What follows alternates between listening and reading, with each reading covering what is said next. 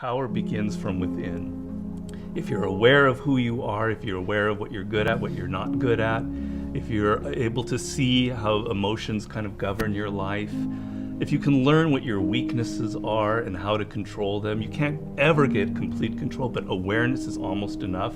Slowly through this process of knowing who you are and understanding other people and how they operate so you don't make stupid mistakes in life, you can increase that little tiny margin more and more and more, and you will be a person of power. Law number 1 in the 48 Laws of Power is called never outshine the master. And almost every single person in the world has violated that law, myself included. Basically how it works, you're so eager to impress your boss or whomever in your new job that you try so hard that you make him or her feel insecure. Like maybe you're younger and better than they are, and because of that, you're fired, or something bad happens to you, and you never know why. Do you think meditation is allowing you to make more interesting connections because of the quiet? Yes, I mean, I'm not going to go too deeply into this. It's a theory of creativity that's not my own, but that I use a lot in Mastery. And basically the idea is that ideas are generated in the unconscious. They're not generated consciously. Your conscious mind is very limited what you can hold in your memory. Right. But unconsciously, in your subconscious, when you're asleep, when you're dreaming, the mind is filled with thousands upon thousands of ideas and things that are there, that are lingering there.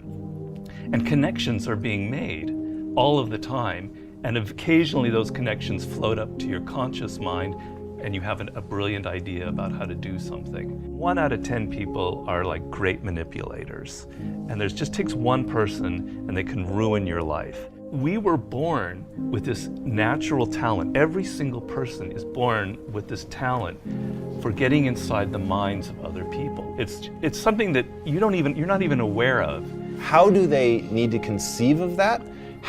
To what end are they using that skill to make their own dreams come true? First thing is, you're not aware of this power that you have.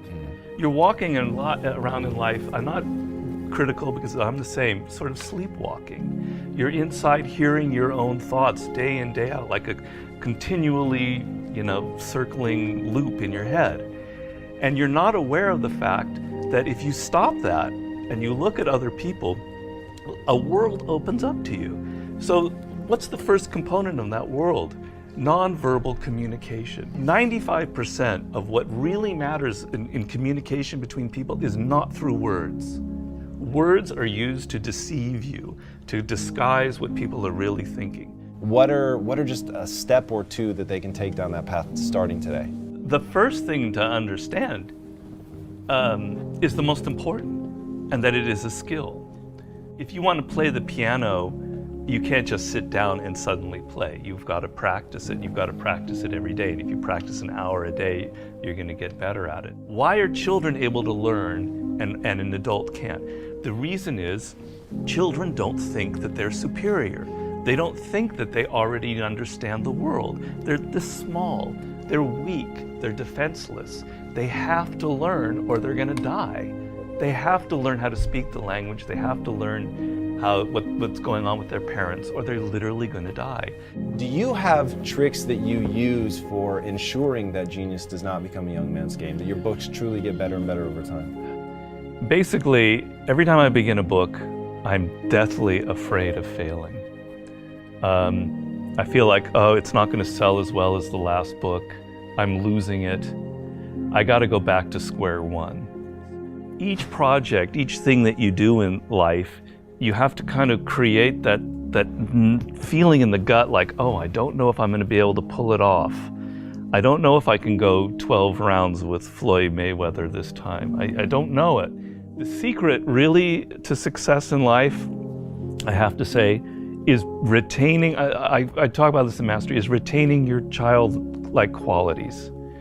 If you're completely a child, that's not going to work. Negative capability is rule number 1 for being a creative person. And if you don't follow anything else in Mastery, that would be enough.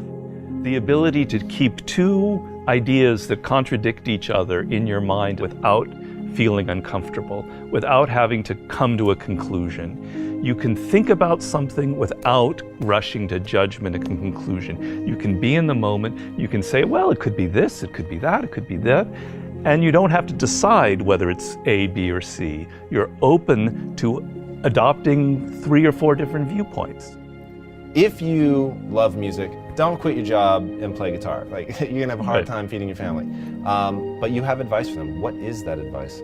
Yeah, but people say, live your passion. So these are cliches, and nobody changes their life based on a cliche.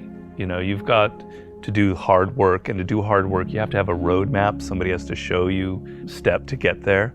Working for yourself, starting your own company, doing what you love should be everybody's goal. The process begins by first knowing what you really love. And believe me, I do a lot of consulting. A lot of people have no self-awareness. They don't even really know what it is that they were meant to do in life. They loved music when they were a kid, but then they got into law or whatever because of their parents, and then they don't know who they are anymore. Well, do I really like music? You got to go through that process first of figuring out what it is that really connects to you in a deep, visceral way, what you loved when you were a kid, what still excites you. Once you go through that and you understand it and you've got some clarity about it, okay, how do I incorporate that in my life? So if you're 23 years old, it's a little easier. I love music, but I'm not a musician because I've not been practicing it. I just love music. But I have a real good sense of business. I've been studying business and I have an MBA, etc. Okay, I've got to now find a way to craft a career that combines my knowledge of business and my love of music. And if I follow that and I do it smart and I plan it out, eventually what starts out with more business than music will end up becoming more creative as I get better and better at it. How do you prepare somebody to survive that initial stage of boredom and pain? Well, pain is great. You've got to embrace pain. Pain is pleasure. You've got to make the connection between the physical and the mental. Well, you know that when you're exercising, when you're running or you're working out or whatever, it hurts, but it leads to something pleasurable. You have to be able to translate that to mental things. And if you make that switch in your mind, it is mind-blowing what can happen to you. Who are the most messed up people in the world? Spoiled kids.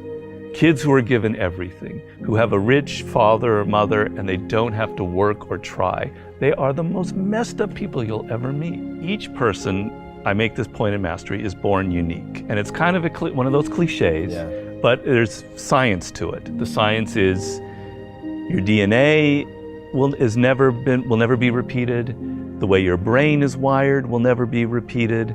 Your experiences in life, you're one of a kind. And it's an amazing thought if you think about it. Of all of the billions of humans that have lived and will ever live, there will never be anybody who is wired like you are wired. And the problem in life is as you get older, you can become more and more like other people. You spend a lot of your time thinking about what other people like, and you're not aware of what you like. You go into careers because you listen to other people. If you look at all of the brilliant people who've succeeded in life, if you look at a Steve Jobs, you look at an Elon Musk, etc., there's nobody else out there like them. You're never going to be able to pinpoint one other person like them. They are completely unique, and those are the people that end up having power in the world.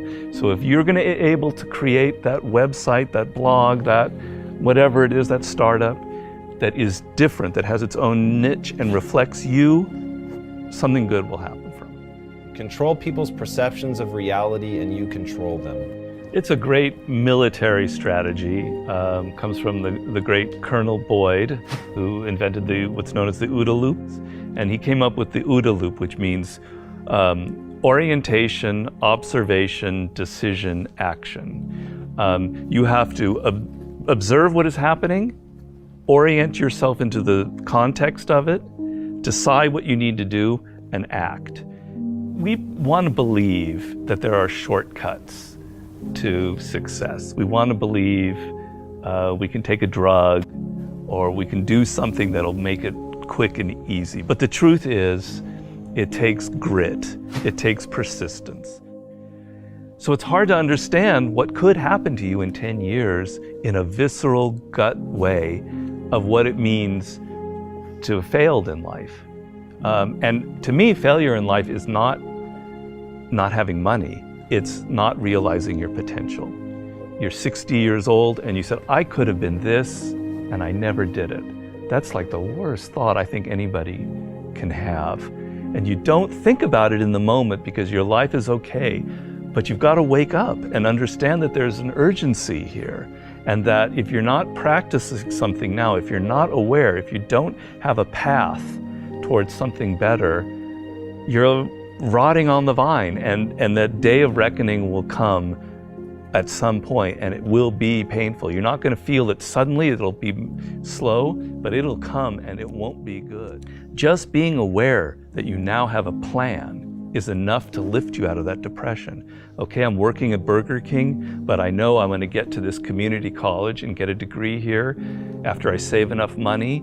Having a goal is like, will change you completely from being depressed or not taking care of yourself to being energized and moving in the right direction.